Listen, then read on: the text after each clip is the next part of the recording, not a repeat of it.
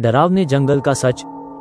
गांव मालगढ़ से कुछ किलोमीटर दूर एक घना और रहस्यमयी जंगल था, बरगही जंगल।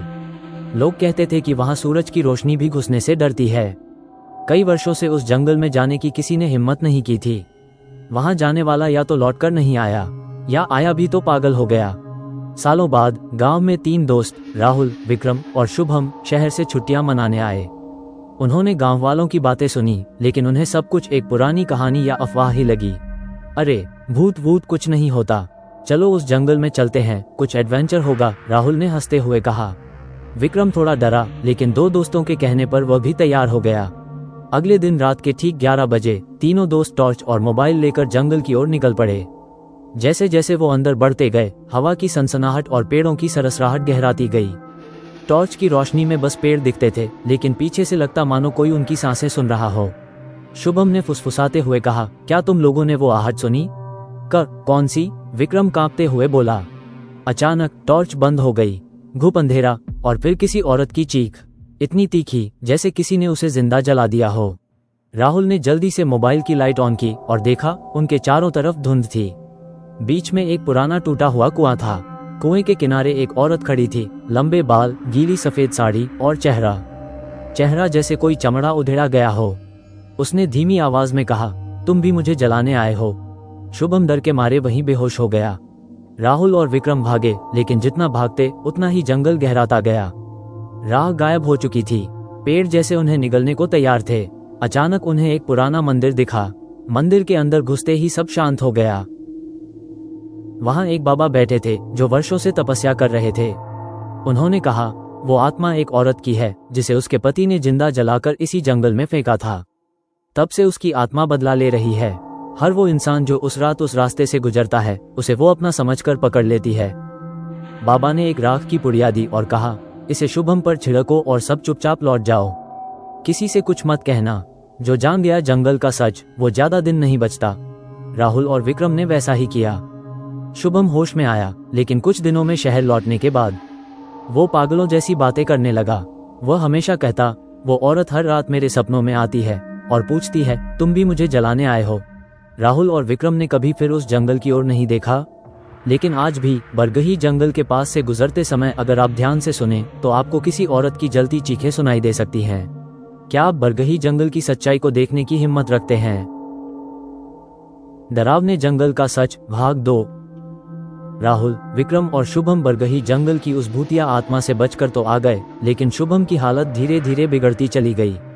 वह हर रात चीखता, उठकर दीवारों से बातें करता और कहता, वो औरत मुझे बुला रही है, वो कहती है वापस आओ। राहुल और विक्रम ने सोचा कि शायद समय के साथ सब ठीक हो जाएगा, पर उन्होंने गलत सोचा। एक रात शुभम अपने कमरे से अचानक गायब हो गया। दरवाजा अंदर से बंद था, खिड़कियां जाली से ढकी हुई थीं। सुबह उसके बिस्तर पर बस राख बची थी, सुनहरी राख, वही राख जो बाबा ने दी थी। दीवार पर खून से लिखा था, अब अगला नंबर किसका है? राहुल और विक्रम समझ चुके थे, वो आत्मा अब भी पीछे पड़ी है। अब राहुल और विक्रम ने ठान लिया, इस रहस्य का अंत करेंगे। वे वापस मालगढ़ गांव पहुंचे, लेकिन गांव पहले जैसा नहीं रहा था। हर कोई डर में जी रहा था। कोई घर से बाहर नहीं निकलता, मंदिर में ताला था और वो बाबा अब कहीं दिखाई नहीं देते थे। एक बूढ़ी औरत ने कांपती आवाज में कहा, तुमने उसे जगा दिया है, अब वो कभी नहीं सोएगी। विक्रम को एक पुरानी डायरी मिली जो उसी बाबा की थी। उसमें लिखा था, उस औरत का नाम सावित्री था, उसका पति तांत्रिक था, उसने उसे संतान के लिए तांत्रिक यज्ञ में जिंदा जला दिया था। मगर सावित्री की आत्मा नारी शक्ति में बदल गई। उसने पति को श्राप दिया, जिस भी पुरुष की आत्मा इस जंगल से गुजरेगी वो मेरी पीड़ा महसूस करेगा। तब से हर पूर्णिमा की रात वो एक आत्मा को अपने साथ खींच लेती है। उस रात पूर्णिमा थी। राहुल और विक्रम ने तय किया कि वे मंदिर जाकर आत्मा से सामना करेंगे। उन्होंने बाबा की राख, पुराने मंत्र और हनुमान चालीसा की पुस्तक साथ ली। जैसे ही वे जंगल में दाखिल हुए, धुंध छाने लगी, हवा रुक गई और आवाजें जैसे कोई उनके कानों में फुसफुसा रहा हो, तुम आ गए, मैं इंतजार कर रही थी। पुराने कुएं के पास वही औरत खड़ी थी। इस बार उसका चेहरा साफ दिख रहा था, सुलगता हुआ, जलता हुआ, मगर आंखें बेहद उदास और गुस्से से भरी। क्यों आए हो दोबारा? उसने गरजती आवाज में पूछा। राहुल ने कांपते हुए कहा, हम तुम्हारी आत्मा को मुक्त करने आए हैं। हम वो नहीं है जिसने तुम्हारा अपराध किया, हम माफी मांगते हैं। सावित्री चीखी, हर पुरुष दोषी है, हर पुरुष जलने के लायक है। विक्रम ने हनुमान चालीसा पढ़नी शुरू की। चारों तरफ आग की लपटें उठने लगीं। सावित्री तड़पने लगी, लेकिन तभी उसने राहुल की ओर देखा। क्या तुम मेरा दर्द सह सकते हो? राहुल ने आंखें बंद की और कहा, हाँ, अगर तुम्हारा मुक्त होना इसके लिए जरूरी है तो हाँ। सावित्री ने अपने जलते हाथ उसके सिर पर रखे।